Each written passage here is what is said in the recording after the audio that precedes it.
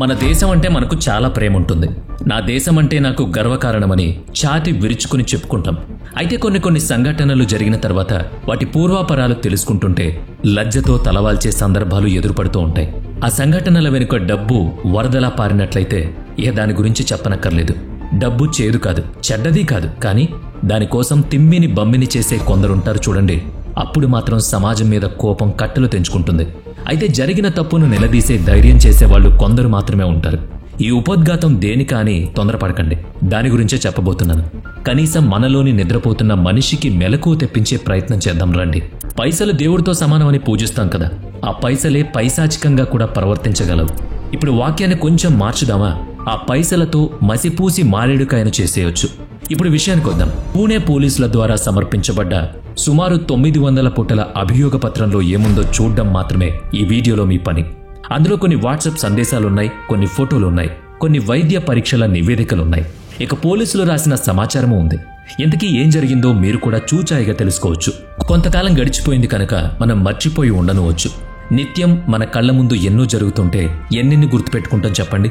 Kolkata lady doctor అత్యాచార హత్యోదయం ఇప్పుడు పెద్దగా చర్చలో లేనట్టే. భార్య బాధితుడై ప్రాణం తీసుకున్న భర్త సంగతి మర్చిపోతున్నట్టే. ఈ పూణే పోర్షే కారు ఉదంతము మెల్లగా మసగబారిపోయినా మనమేం బాధపడం. పూణేలో 2024 మే 18వ తేదీ నాడు 17 ఏళ్ల కుర్రాడొకడు 12వ తరగతి ఫలితాలొచ్చిన సంతోషాన్ని తన ఇద్దరు స్నేహితులతో కలిసి వేడుక చేసుకోవడానికి తమ పోర్షే టికాన్ కారులో షికార్కు వెళ్లాడు. ఆ కారు రిజిస్టర్ చేయబడలేదు, నంబర్ ప్లేటు లేదు. ముగ్గురు కొరేగాన్ పార్క్ ప్రాంతంలోని కోజీ పబ్కు వెళ్లారు. పబ్ బయట ఉన్న సహాయకుడు ఆ కారును పార్క్ చేయమంటారా అని అడిగితే తమ కారు వెనుక వస్తున్న తమ డ్రైవర్ వచ్చి పార్క్ చేస్తాడని ఆ కుర్రాడు చెప్పాడు. అన్నట్టుగానే ఒక డ్రైవర్ వచ్చి ఆ కారును పార్క్ చేశాడు. రాత్రి 10:40 ఆ పబ్కు వచ్చిన ఆ ముగ్గురు స్నేహితులు తమకు కావాల్సిందే ఆర్డర్ చేసుకున్నారు. కారు కుర్రాడి వద్ద ఖర్చుల కోసం తాతగారిచ్చిన క్రెడిట్ కార్డు ఉంది. మహారాష్ట్రలో అమల్లో ఉన్న నియమాల ప్రకారం 25 ఏళ్లు అంతకు పైబడ్డ వారికి మాత్రమే సర్వ్ చేయడానికి అనుమతున్న ఘాటైన మద్యాన్ని 17 ఏళ్ల ప్రాయంలో ఉన్న ఆ ముగ్గురు తెగ తాగారు. అందుకైన ఖర్చు సుమారుగా 50,000. సమయం అర్ధరాత్రి 12:30. పబ్ నుంచి బయలుదేరిన ఆ ముగ్గురు అక్కడికి కొంచెం దూరంలో ఉన్న బ్లాక్ హోటల్కు చేరుకుని లోపలికి పోబోతుంటే అది కేవలం సభ్యులకు మాత్రమే అనుమతి ఉన్న హోటల్ కనుక వాళ్ళని అక్కడి వాళ్ళు అడ్డుకున్నారు. అయితే వాళ్ళు పరధ్యానంగా ఉన్న సమయంలో ముగ్గురు గబాల లోపలికి వెళ్లిపోయారు. రాత్రి 2 గంటల వరకు మళ్ళా అక్కడ కూడా తింటూ మద్యం సేవించి బయటకొచ్చారు. అప్పటిదాకా వాళ్ళ డ్రైవర్ కారును అంటిపెట్టుకుని బయటే ఉన్నాడు. వాళ్ళు తాగి ఉన్నారు కనుక కారును తాను నడుపుతానన్నాడు. ఇప్పుడు కథ మొదలైంది. ఆ 17 ఏళ్ల కుర్రాడు డ్రైవర్ మాట వినకుండా తానే కారు నడుపుతానని చెప్పి అతన్ని తన పక్కన కూర్చోమని తన ఇద్దరు స్నేహితుల్ని వెనక్కి వేసుకున్నాడు. కారును బయలుదేరదీసి కాసేపటికి గంటకు 150 కిలోమీటర్ల వేగంతో పోనివ్వసాగాడు. డ్రైవర్ వారించినా అతడు వినలేదు.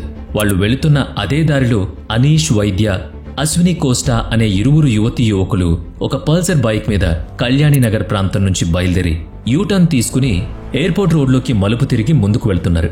వారి స్నేహితులు అకీబ్ ముల్లా, అమన్ కుమార్ కుంద్రా, ఇషా జజులు తమ బైక్స్ మీద వేరే దారిలో తమ ఇళ్లకు బయలుదేరారు. ఎయిర్పోర్ట్ రోడ్లోనే వెళుతున్న పోర్షే కార్ అనీష్ వైద్య నడుపుతున్న బైక్ వెనకే అతి వేగంగా వస్తూ ఆ బైక్ను దారుణంగా ఢీకొట్టింది. అదుపు తప్పిన బైక్తో సహా అనీష్ ఆ పక్కనే ఉన్న రెడ్ కలర్ స్విఫ్ట్ కారును బలంగా గుద్దుకున్నాడు. ఇప్పుడు అశ్విని పరిస్థితి కూడా అంతే. ఆ దాపునే ఉన్న రెస్టారెంట్లో పనిచేస్తున్న విఠల్ జాదవ్ ప్రత్యక్షంగా చూసి చెప్పిన దాని ప్రకారం బైక్ పైనున్న ఇద్దరూ ఎగిరిపడి రోడ్డుకు తలలు గుద్దుకుని రక్తం అడుగులో పడ్డారు. కారులో ఎమర్జెన్సీ బెలూన్స్ బ్యాగ్లు విచ్చుకున్నాయి. స్టీరింగ్ వద్ద నల్ల టీషర్ట్, ప్యాంట్ ధరించిన ఒక కుర్రాడు, ఆ పక్కనే డ్రైవర్, వెనుక మరో ఇద్దరు కుర్రాళ్లు ఉండడం విఠల్ జాదవ్ చూశాడు. పారిపోయే అవకాశం లేకుండా చుట్టుపక్కల వాళ్లు వాళ్ళని కమ్ముకుని బయట కూర్చోబెట్టి ప్రశ్నల వర్షం కురిపించారు. రెడ్ కలర్ స్విఫ్ట్ కారులోనున్న వ్యక్తి కూడా పోర్షే కారు నడుపుతున్న కుర్రాడు అతిగా మద్యం సేవించున్నాడని, అతడు పారిపోయే ప్రయత్నం చేస్తుంటే పట్టుకున్నామని చెప్పాడు. కాసేపటికి అక్కడికి వచ్చిన పోలీసులు దారుణంగా గాయపడిన అనీష్, అశ్వినిలను ఒక ఆటోలో కూర్చోబెట్టి సహ్యాద్రి సూపర్ స్పెషాలిటీ హాస్పిటల్కు తీసుకువెళ్లారు. అప్పటికి సమయం సుమారుగా రాత్రి 2:45. నిమిషాల వ్యవధిలోనే ఇద్దరినీ పరిశీలించిన డాక్టర్ల బృందం వాళ్ళిద్దరూ తీవ్రంగా గాయపడ్డారని, గుండె, కళ్ళు, శరీరం ఏ పరీక్షలకు స్పందించడం లేదని చెప్తూ ఇద్దరూ చనిపోయిన స్థితిలోనే హాస్పిటల్కు తీసుకురావడం జరిగిందని అటాప్సీ రిపోర్ట్ తయారు చేశారు. పోర్షే కారులో ఉన్న 4 అదుపులోకి తీసుకున్న పోలీసులు ఎరవాడ పోలీస్ స్టేషన్కు తీసుకువెళ్లారు. ఇదంతా సాధారణంగా జరిగే ప్రమాదానంతర కార్యక్రమ సరళి. మరైతే ఏమన్నట్టు అంటే స్థానిక ఎమ్మెల్యే జోక్యం మొదలైంది. మొత్తం సంఘటన మీద పోలీసులు 913 పుటల ఛార్జ్ షీట్ తయారు చేశారు. ఆ విషయాన్నే మనం ఇప్పుడు చెప్పుకుంటున్నాం. ఆ రాత్రి సుమారు 3 గంటల ప్రాంతంలో స్థానిక ఎమ్మెల్యే సునీల్ టింగ్రే పోలీస్ స్టేషన్కు వచ్చి వాళ్లతో ఏం మాట్లాడారనేది తెలిసే అవకాశం లేదు. కానీ బయటకు వచ్చి మాత్రం ఆ పోర్షే కారు కుర్రాడు కుటుంబంతో తనకు గత 30 ఏళ్లుగా స్నేహబంధం ఉందని చెప్పారు. ఆ పరిచయం కొద్దీ వచ్చానే తప్ప కేసులో జోక్యం చేసుకోవడానికి కాదని, చట్టం తన పని తాను చేసుకుంటుందని చెప్పాడు. నిజమేంటో నిలకడ మీద తెలుస్తుంది. మర్నాడు ఉదయం 8:26 అనీష్, అశ్వినిల స్నేహితులొచ్చి కారు నడిపిన కుర్రాడి మీద ఫిర్యాదు చేసి ఎఫ్ఐఆర్ నమోదు చేయించారు. భారత న్యాయ సంహితలో 5 వివిధ సెక్షన్ల క్రింద ముద్దాయిల మీద నేరారోపణ చేయబడింది. అప్పటికి దాదాపు 8 గంటల సమయం గడిచిన ఆరోపితుల రక్తం నమూనాలు తీసుకోలేదు. ఉదయం 9:40 ప్రాంతంలో ససూన్ ప్రభుత్వాసుపత్రి పార్కింగ్ ప్రాంతంలో ఎమ్మెల్యే అనుచరుడు అష్ఫాక్ మకందర్ మరో మధ్యవర్తి వెళ్లి హాస్పిటల్ స్టాఫ్ ను కలిసి డబ్బులు ముట్టజెప్పారు. ఆ తర్వాత పోలీస్ స్టేషన్లో ఉన్న 4గురికి రక్త పరీక్షలు చేయడానికి ససూన్ ప్రభుత్వాసుపత్రికి ఉదయం 10:30 ప్రాంతంలో వాళ్ళని పోలీసులు తీసుకువెళ్లారు. అక్కడ డ్రైవర్ను మాత్రం ఎమర్జెన్సీ వార్డుకు తీసుకువెళ్లి ఫిజికల్ టెస్ట్ చేసి రక్తం నమూనా తీసుకున్నారు. ఉదయం సుమారు 11:03 ఎమ్మెల్యేతో కలిసి అష్ఫాద్ మకందర్ మధ్యవర్తులు హాస్పిటల్ చీఫ్ మెడికల్ ఆఫీసర్ను కలిశారు. ఓ 5 నిమిషాల మాటల తర్వాత అష్ఫాద్ మకందర్ హాస్పిటల్ ఫోరెన్సిక్ అధికారులతో ఫోన్లో మాట్లాడడం, అతను చీఫ్ మెడికల్ ఆఫీసర్తో ఫోన్లోనే మాట్లాడడం జరిగాయని వారి ముగ్గురి కాల్ డేటాలో తెలిసింది. అప్పుడు 11:40 గాని ఆ ముగ్గురు కుర్రాళ్ళని చీఫ్ మెడికల్ ఆఫీసర్ క్యాబిన్లోకి తీసుకొచ్చి పరీక్ష చేయలేదంటే ఏం జరిగి ఉంటుందో అర్థం చేసుకోండి. డ్రైవర్నేమో వార్డులో అందరి ముందు పరీక్షించి ముగ్గురు కుర్రాళ్ళని మాత్రం ప్రైవేట్ క్యాబిన్లో పరీక్ష చేశారు. ఇప్పుడు రక్త నమూనాలు తీసుకోవాలిగా ముగ్గురివి. అప్పుడు జరిగిన చిత్రం ఏంటంటే ఆ ముగ్గురు కుర్రాళ్లకు బదులుగా క్యాబిన్ బయట ఉన్న వాళ్ల పెద్దల నుంచి రక్త నమూనాలను సేకరించమని స్వయంగా చీఫ్ మెడికల్ ఆఫీసర్ తన స్టాఫ్కి చెప్పాడు. అతని క్యాబిన్లో ఉన్న మరో గదిలో సీసీ కెమెరా లేదు. ఆ గదిలోనే రక్త నమూనాలు తీసుకున్నారు. ప్రధాన ఆరోపితుడి స్నేహితుడి తండ్రి తన కొడుకు తరపున, ప్రధాన ఆరోపితుడి తరపున అతని తల్లి, మూడో కుర్రాడి తరపున అతని బంధువు రక్త నమూనాలిచ్చారు. అప్పుడు అక్కడ ఉన్న కానిస్టేబుల్ సాక్ష్యం ప్రకారం చీఫ్ మెడికల్ ఆఫీసర్ పదే ఎమ్మెల్యే అనుచరులతో ఫోన్లో మాట్లాడుతూనే ఉన్నాడని తెలుస్తోంది. దీన్ని బట్టి సేకరించిన రక్త నమూనాలు ఆ ముగ్గురు కుర్రాలవి కావని, వారి పెద్దవాళ్లవని స్పష్టంగా తెలుస్తోంది. డ్రైవర్తో సహా 4 వ్యక్తుల రక్త నమూనాలు పూణేలోని ఫోరెన్సిక్ ల్యాబొరేటరీలో పంపించడం జరిగింది. తర్వాత 4గురిని హాస్పిటల్ నుంచి ఎరవాడ పోలీస్ స్టేషన్కి తరలించారు. కారు ప్రమాదం విషయం తెలిసిన వివిధ ప్రసార మాధ్యమాల విలేకరులు పోలీస్ స్టేషన్కు చేరుకున్నారు. అక్కడ ప్రమాదానికి గురైన పోర్షే వాహనంతో పాటుగా 2 మెర్సిడెస్ బెంచ్ కార్లు కూడా ఉన్నాయి. ఒక మెర్సిడెస్ కార్ నుంచి పిజ్జా బాక్స్తో దిగిన వ్యక్తి పోలీస్ స్టేషన్ లోపల ఉన్న కుర్రాళ్లకు దాన్ని అందించడం, ఏసీపీ కుర్చీలో కూర్చున్న ప్రధాన ఆరోపితుడు దాన్ని అందుకోవడం విలేకరులు చూస్తూనే ఉన్నారు. మధ్యాహ్నం వేళకు 4గురి రక్త పరీక్షల నివేదికలు వచ్చాయి. వాటి మీద చీఫ్ మెడికల్ ఆఫీసర్ సంతకం చేశారు. వాళ్లలో ఎవరూ ఆల్కహాల్ తాగిన జాడలు రక్త నమూనాల్లో లేవన్నది ఆ నివేదిక సారాంశం. వారి నోట మద్యం వాసన రాలేదని, మాటలు స్పష్టంగా ఉన్నాయని, కళ్ళు మత్తుగా లేవని, 4గురు మద్యం సేవించి లేరని తేల్చిపడేశారు. ఇక రక్త నమూనాల పరీక్షల్లో కూడా ఎలాంటి మద్యం ఆనవాళ్లు లేవని నిర్ధారణ అయింది. ముంబై హైకోర్టు ద్వారా ప్రధాన ఆరోపితుడికి బెయిల్ కూడా మంజూరైంది. జువైనల్ జస్టిస్ బోర్డు ఆమోదించింది. పోలీసులు కోర్టులో అతన్ని మైనర్గా కాకుండా మేజర్గా పరిగణించమని విజ్ఞప్తి చేశారు. కారు నడిపిన కుర్రాడి తాతగారు మనుమడిని జాగ్రత్తగా చూసుకోవాలని, చదువుతో పాటు ఆటపాటల మీద కుర్రాడు శ్రద్ధ వహించేలా చూడాలని, కుర్రాడి తల్లిదండ్రులు తమ పిల్లాడు ఇలాంటి తప్పులు మరోసారి చేయనీయకుండా అదుపు చేయాలని, అతడు రాబోయే 15 రోజుల పాటు ప్రతిరోజు ట్రాన్స్పోర్ట్ కార్యాలయానికి వెళ్లి ట్రాఫిక్ నియమాల్ని నేర్చుకోవాలని, మద్యం సేవించకుండా అతడికి కౌన్సిలింగ్ ఇప్పించాలని, మానసిక వైద్యుడి సలహాలు తీసుకోవాలని 300 పదాలతో రోడ్ సేఫ్టీ అనే విషయం మీద ఆ కుర్రాడి చేత ఒక వ్యాసం రాయించాలని బెయిల్ పత్రంలో రాశారు. కుర్రాడి కుటుంబ సభ్యులు ఆ పత్రాలను అంగీకరించినందువల్ల తాము ఆ పిల్లాడికి బెయిల్ ఇస్తున్నామని జువైనల్ జస్టిస్ బోర్డు తెలియజేసింది. మామూలుగా అందరూ వాళ్ల ఇళ్లకు వెళ్లిపోవాలి కదా.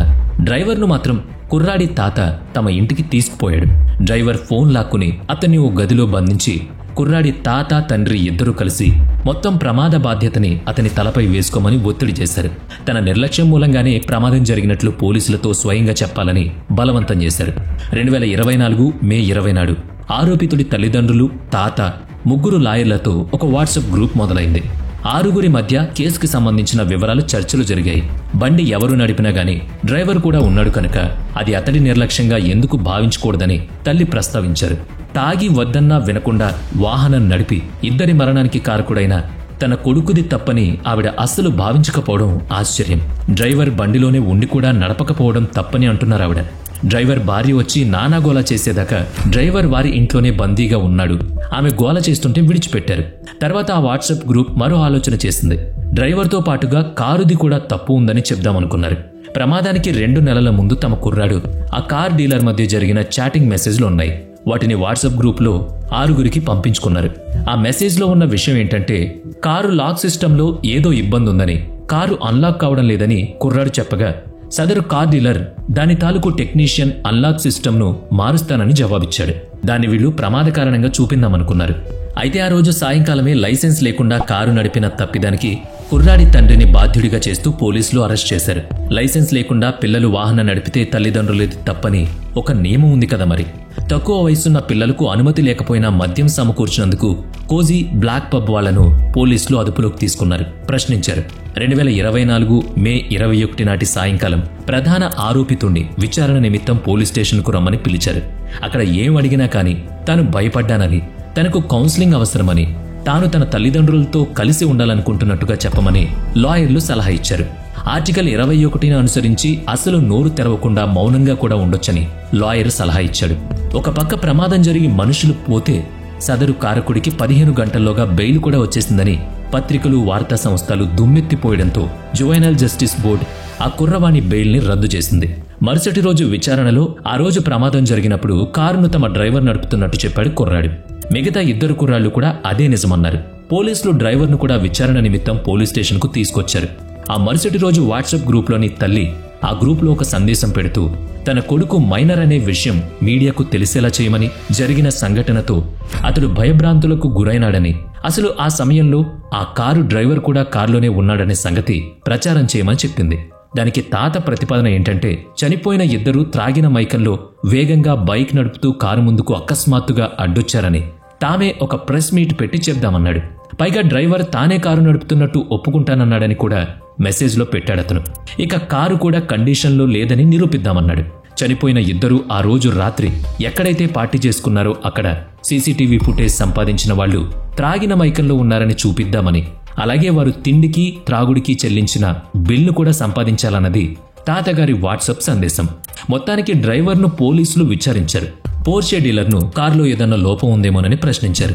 ప్రమాదం తర్వాత తనను ఇంట్లో బంధించి నెపం తన మీద వేసుకోమని ఒత్తిడి చేయడం, అందుకు సొమ్ము ముట్టజెప్పుకోవడం వంటి విషయాలతో సహా ఆ రోజు ప్రమాదం జరిగిన తీరు మొత్తాన్ని పోలీసులతో డ్రైవర్ చెప్పేశాడు. పూణే పోలీస్ కమిషనర్ కుర్రాళ్లు 3 పబ్లో మద్యం సేవించిన వీడియోను తాము సేకరించినట్లు చెప్పాడు. డ్రైవర్ను ఆ ఇంటి వాళ్లు ఒత్తిడి చేస్తున్న విషయాన్ని కూడా ఆయన మీడియాకు చెప్పారు. దాంతో తాత కూడా అరెస్ట్ చేయబడ్డాడు. 2024 మే 27 నాడు తప్పుడు రక్తం నమూనాలను సమర్పించిన నేరానికి ఆ ఆస్పత్రికి చెందిన 2 డాక్టర్లను పోలీసులు పట్టుకున్నారు. ఇదంతా ఆ కుటుంబం నడిపిన కుతంత్రమని పోలీసులు వెల్లడించారు. ఆ రోజు ససూన్ ప్రభుత్వాసుపత్రిలో chief medical officer doctor Halnor CCTV కెమెరాలు లేని గదిలోకి అందర్నీ తీసుకువెళ్లి తప్పుడు బ్లడ్ శాంపిల్స్ తీసుకున్న రోజు సాయంకాలమే పోలీసులు జిల్లా ఆసుపత్రిలో మరోసారి రక్త నమూనాలను తీయించాడు. అంటే సెకండ్ ఒపీనియన్ లాగా అన్నమాట. సున్నితమైన ఈ కేసులో ఎలాంటి అవకతవకలు జరగకూడదని పోలీసు అధికారులు తీసుకున్న ముందు జాగ్రత్త అది. ససూన్ హాస్పిటల్ రిపోర్ట్ ప్రకారం ఎవ్వరూ మద్యం సేవించలేదు. ఇక జిల్లా ఆసుపత్రి రిపోర్ట్లో అందుకు వ్యతిరేకంగా రిపోర్ట్ వచ్చింది. అప్పుడు 2 ల్యాబ్లలోనూ ఇచ్చిన రక్తాన్ని DNA టెస్ట్ చేయించగా ఆ 2 ఒకరివి కాదని తేలింది. పోలీసులు తమ విచారణలో కుర్రవాడి తండ్రి మధ్యవర్తి ద్వారా ససూన్ ఫోరెన్సిక్ డిపార్ట్మెంట్ హెడ్కు 3 లక్షల రూపాయల సొమ్ము ఇచ్చి అందర్నీ మేనేజ్ చేశాడని తేలింది. మరో 2.5 లక్షలు చీఫ్ మెడికల్ ఆఫీసర్కు కూడా ముట్టాయి. ఆ రోజు బ్లడ్ శాంపిల్స్ తీసిన ట్రైనీ డాక్టర్ కూడా తన చీఫ్ చూపించిన ఆడ మనిషి నుంచి రక్తం తీసుకున్నాడని తేట తెల్లమైంది. ఏంటి ఎందుకన్నది కూడా అతనికి తెలియదు. ఇదంతా జరుగుతుండగా 2024 మే 30 నాడు ముంబై పోషే ఆఫీస్ నుంచి ఒక నివేదిక పోలీసులకు అందింది. ప్రమాదం జరిగినప్పుడు ఆ కారు గంటకు 110 కిలోమీటర్ల వేగంతో నడపబడిందని, బ్రేక్స్ చక్కగా పనిచేస్తున్నాయని, కారు తయారీ లోపమేది అందులో లేదని ఆ రిపోర్ట్ సారాంశం. ఆ మర్నాడు కొడుకు బదులు తన బ్లడ్ శాంపిల్స్ ఇచ్చి కేసును తప్పుదారి పట్టించినందుకు జూన్ 1న తల్లిని కూడా అరెస్ట్ చేశారు. జూన్ 25 నాడు కుర్రాడికి బెయిల్ వచ్చింది. ప్రజలు నిరసనలు చేస్తున్నారని చెప్పి చట్టాన్ని అతిక్రమించి తాము ఆ మైనర్ కుర్రాన్ని రిమాండ్లోనే ఉంచలేమని, జువైనల్ జస్టిస్ యాక్ట్ 2015 ప్రకారం పిల్లలను పెద్దవాళ్ల తరహాలో శిక్షించరాదని, వాళ్లు నేరం చేసినా కూడా వారి మానసిక ప్రవృత్తిని మార్చేలా కౌన్సిలింగ్ వంటివి ఇవ్వాలని చట్టం చెప్తోంది కనుక ఇప్పటికే ఆ కుర్రాడు రిమాండ్ హోంలో ఉండటాన్ని కూడా చట్టం అంగీకరించదని, అతడికి డీ అడిక్షన్ కౌన్సిలింగ్ ఇప్పించేలా ఆదేశిస్తామని, విడుదల చేస్తున్నామని కోర్టు చెప్పింది. అయితే పిల్లాడి విలాసాలకు అతడి తప్పుల్ని కప్పిపుచ్చేందుకు ప్రోత్సహించిన తల్లిదండ్రులు, తాత ముగ్గురు కారాగారంలో ఉన్నారిప్పుడు. ప్రమాదానికి కారకుడైన కుర్రాడు మాత్రం బయట ఉన్నాడు. అతడికి ఏ కాలేజీలోనూ అడ్మిషన్ ఇవ్వడం లేదని అతని లాయర్ వాపోతున్నాడు. ఇప్పుడు దేశ ప్రజలు ఏం ఆలోచిస్తున్నారో తెలుసా? డబ్బు పరపతి ఉంటే ఇష్టారాజ్యంగా బ్రతకమని అర్థమా? చట్టాలు చుట్టాలైపోతాయా? తప్పులు చేస్తే వాటిని తారుమారు చేస్తారా? అసలు పిల్లల మీద అంతటి ఐశ్వర్యం కుమ్మరించడం ధర్మమా? ఖరీదైన కార్లను మైనార్టీ కూడా తీరకుండా విచ్చలవిడిగా తాగి తిరుగుతున్న పిల్లల చేతిలో పెడతారా అంటూ దుమ్మెత్తిపోస్తున్నారు. పిల్లల్ని పెంచాలి. ఎలా పెంచాలంటే కష్టం విలువ తెలిసేలా, ప్రాణం విలువ తెలిసేలా, రూపాయి అంటే ఏంటో వాళ్ళకి తెలిసొచ్చేలా పెంచండి. అంతేగాని ఏది అడిగితే అది ఇస్తూ పోతే రేపు వాళ్లే ఈ మెడకు చుట్టుకుంటారు. వీడియో నచ్చితే లైక్ చేయండి, షేర్ చేయండి. ఇప్పటి వరకు మన ఛానల్ని సబ్స్క్రైబ్ చేయనట్లయితే ఇప్పుడే సబ్స్క్రైబ్ చేసుకుని పక్కనే ఉన్న బెల్ ఐకాన్పై క్లిక్ చేయండి. నెక్స్ట్ వీడియోలో మళ్ళీ కలుద్దాం. Thanks for watching.